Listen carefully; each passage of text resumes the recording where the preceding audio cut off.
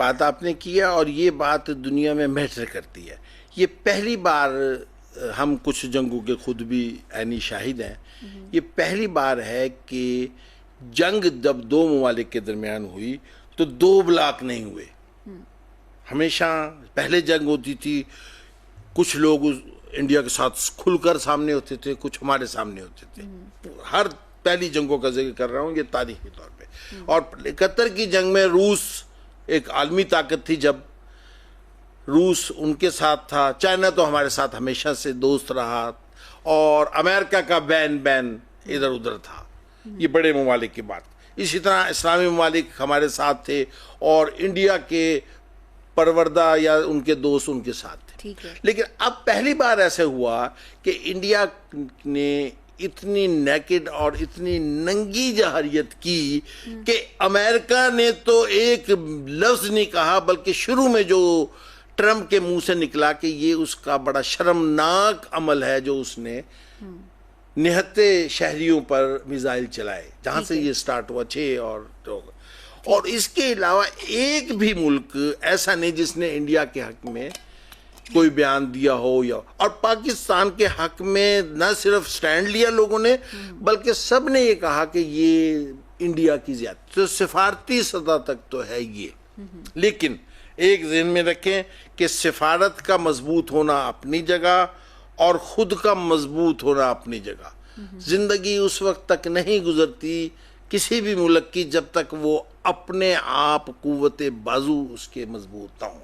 अभी आपने फ़लस्तीन का जिक्र किया। फ़लस्तीन के लोग और जो गज़ा में रहने वाले लोग हैं, अच्छे मुसलमान हैं, जिंदगी उन्होंने निछावर कर दी, 40-45 हज़ार लोग शहीद कर दिए इन्होंने। लेकिन उनके पास ताकत नहीं थी, उनके पास दुनियावी सामान नहीं था जो जवाबन इनको भी उतना डैमेज दे सके जितना उन्हें, अगर वो दे सकते तो ये कभी की फ़लस्तीन का मसला हल हो चुका होता। पहली बार ऐसे हुआ है कि पाकिस्तान ने ये प्रूव कर दिया दुनिया को कि हम अमन पसंद मुल्क हैं, लेकिन जब हमारे बच्चे मार देंगे दहशतगर्द कह के, आपको पता है वो छोटे छोटे बच्चे थे मस्जिदों में, मस्जिदों के साथ जो घर थे उनमें वो खवातीन थी, बच्चे, वो मार के कह दिए ये दहशतगर्द। तो पाकिस्तान ने पहली बार ये साबित किया है दुनिया पर कि हम न सिर्फ अपने दिफा जानते हैं, बल्कि हम टेक्नोलॉजी में, ताकत में, दुनियावी ताकत में, तादाद के हिसाब से तो हो सकता है कि उनके पास 200 तैयारे हो, हमारे पास 50 तैयारे हो, लेकिन हम किसी तरह भी टेक्नोलॉजी में पीछे नहीं। अगर हमें कोई एक पत्थर मारेगा तो हम उसे 2 पत्थर मारने के अहल हैं।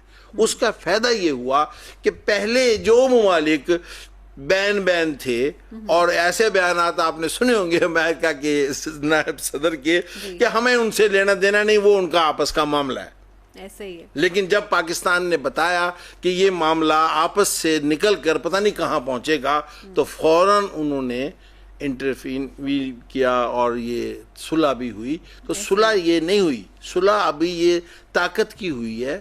और अभी मैं आपकी इसी बात को आगे बढ़ाता हूँ कि हमें पिछली जंगों का और पिछली हिस्ट्री का सबक नहीं भूलना चाहिए। हमारा जिन लोगों से वास्ता है वो ना कोई अखलाकियात है उनकी, ना कोई